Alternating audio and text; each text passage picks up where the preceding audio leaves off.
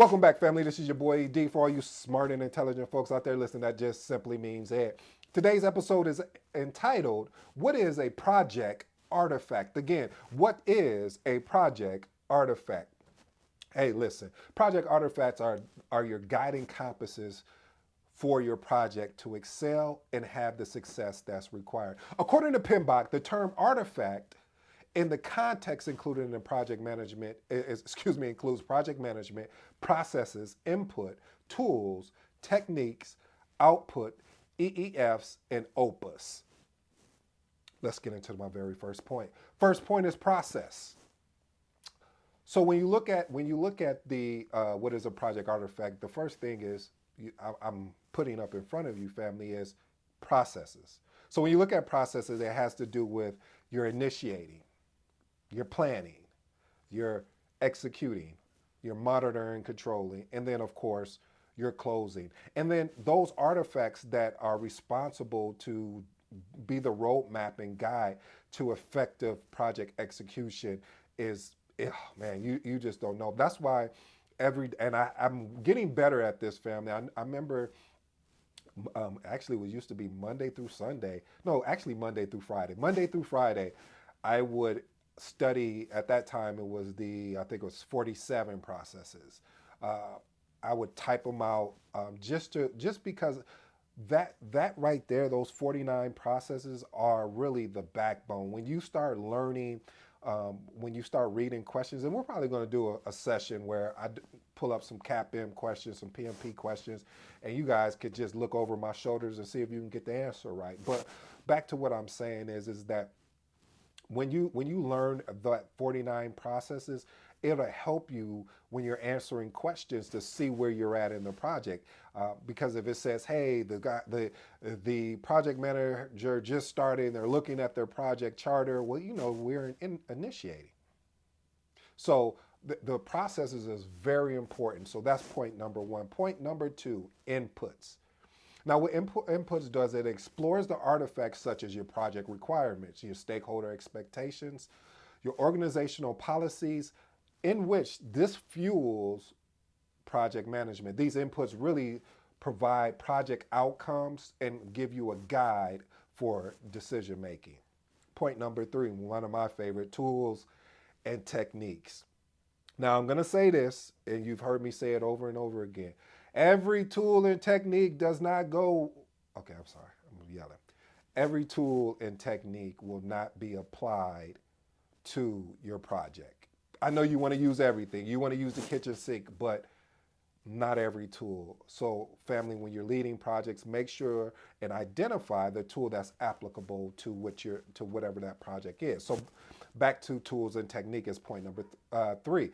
Having the ability to dive into artifacts and what this does, some of the artifacts and tools and techniques could include your project management software, your risk management methodology, scheduling software, as well as just collaboration platforms. Some collaboration platforms would be like Slack, if you think of, or Teams. So those are, and scheduling tools, Microsoft Project, Smart Sheets, what else? There's a lot of them out there. Those are the two even Excel. I mean, Excel is a good tool as well. All right, let's go to our outputs. So outputs, the outputs are really things such as your deliverables. So your project reports, your documentation, just basically any tangible project results. These outputs are really a accumulation of the project activities that have been going on within the project.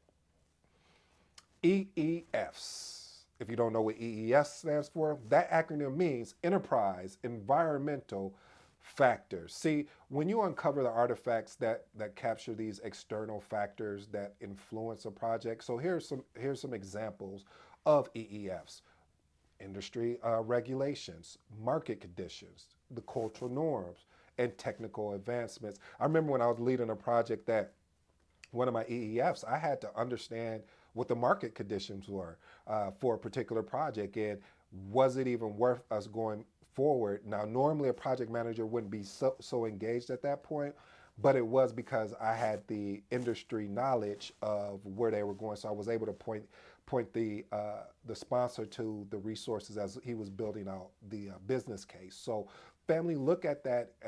Understand your EEFs, because sometimes we forget about our EEFs. We're so focused on on everything else, we forget about the EEFs. And my next one, which is OPAs, or what we call organizational process assets. Now, these documents here. So if you're ever starting a new role at a company, this is where I would, if they have a PMO, you should ask them, hey, can I look at your organizational process assets?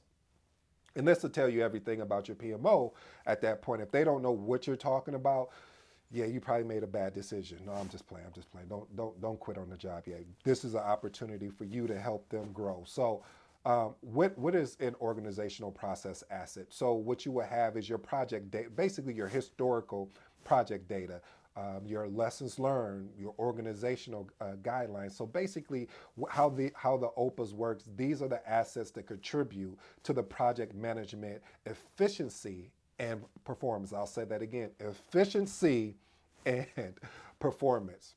My last and final point, family, that I think will hold value is the integration artifacts. What is integration artifact?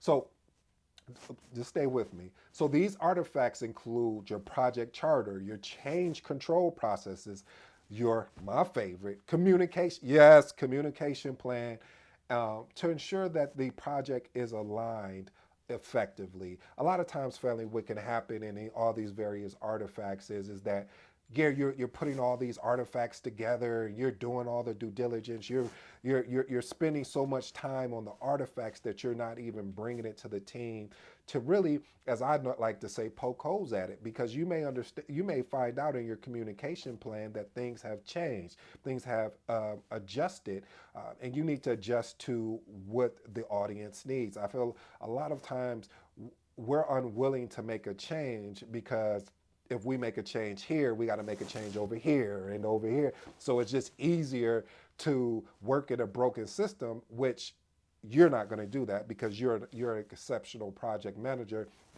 and that's not what we do here. So we're willing to do the extra work as long as watch this, is that we can get the credit, not us, but the team can get the credit to have a successful and fruitful project. So family, I hope you really truly enjoyed this. This was a little, with artifacts, it's always an up and down type thing because there are so many various artifacts out there. There's even artifacts that are not even in the PMBOK that people use, and they're really effective, but you have to find what fits you. And during your growth as a project manager, you're going to find those things. I remember when I first started off, I had a one-pager project charter, and then I remember as I continued to grow and went to different companies, they had multiple pages of a project charter, or they'll have their project plan.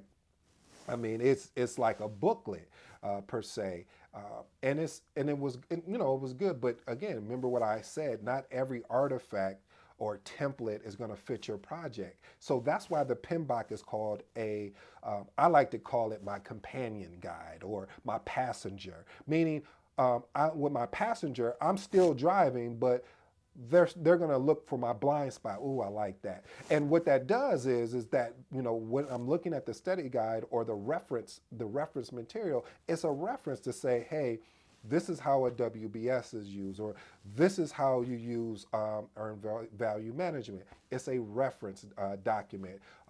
Not everything is applicable. And I know, family, like, why does he keep harping on this? Because I've seen project managers try to jam everything in and say, we're using this no matter what, and it's not effective. You have to understand your audience, family. And when you understand your audience, you meet them where they are, and watch this, you take them with you. All right, family, I'll stop because I'll keep going because I'm passionate about this thing we call project management. Until next time, this is your boy ED. I'm out.